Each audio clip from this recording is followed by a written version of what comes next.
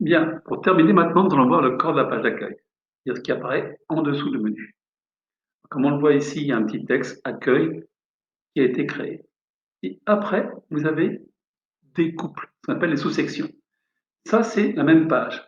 La photo et le texte qui est ici, matériel, son titre et le contenu, c'est une page matérielle.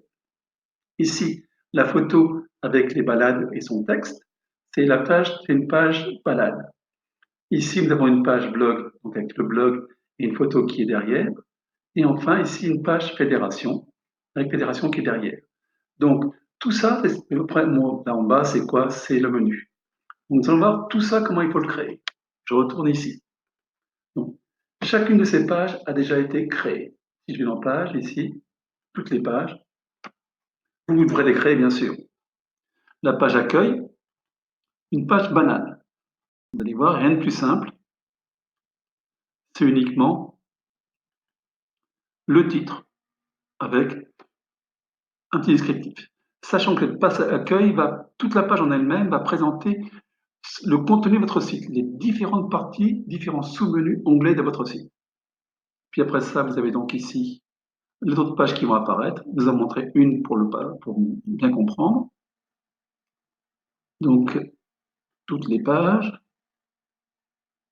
Je vais prendre par exemple la page fédération. Comment elle se présente? Toujours pareil, il y a le titre. Bien sûr, tout ça, vous devez l'optimiser avec le SEO, hein, avec Yoast là-bas. Enfin, donc ici, il y a un paragraphe. Et qu'est-ce que l'image? L'image que vous avez à chaque fois, c'est l'image mise en avant. Vous avez choisi. Donc, remplacez l'image, vous avez créé votre image que vous avez mise en avant. Donc, ces images-là, vous devez les trouver, les choisir, les créer, sachant qu'elles ont comme format 1200 pixels de large sur 720 de haut. Sachant qu'après, lorsque vous mettrez dans votre mise en page, il y a une partie du haut, à peu près celle-ci, qui va disparaître, et une partie du bas qui va disparaître. C'est à cause c'est WordPress qui fait tout seul. Donc, vous avez créé toutes vos pages. Maintenant, comment je fais? Je vais dans Apparence personnalisée.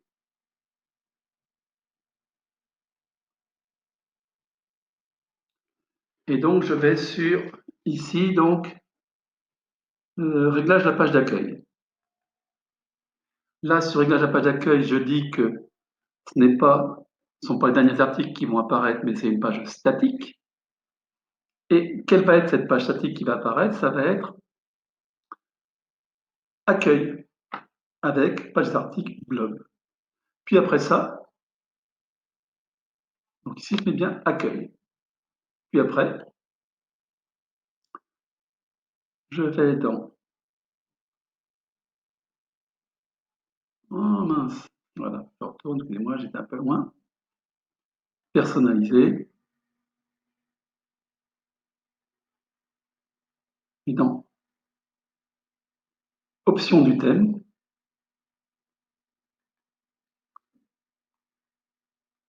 je vais définir donc les différentes sous-sections qui vont apparaître. Regardez, les sous-sections apparaissent ici. Première section, regardez avec ici un petit pointillé qui montre bien que c'est le même contenu, ça. Vous voyez, le pointillé englobe à la fois la photo et le texte. Ça veut dire que dans cette sous-section, c'est une page que je vais insérer. Première page, c'est le matériel. Puis après ça, deuxième sous-section qui va apparaître, c'est balade.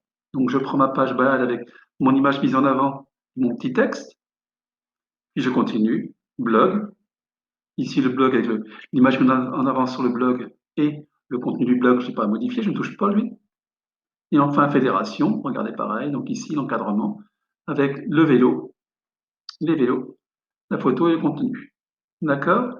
Alors ici, au départ, j'ai réglé sur mise en page 2 colonnes, c'est-à-dire qu'ici, le titre va apparaître dans une colonne à droite et le contenu va apparaître dans une colonne à gauche. Je pourrais le mettre avec titre une colonne, ça fait défiler, ça fait un peu moins agréable à lire. Donc, je préfère mettre 2 colonnes.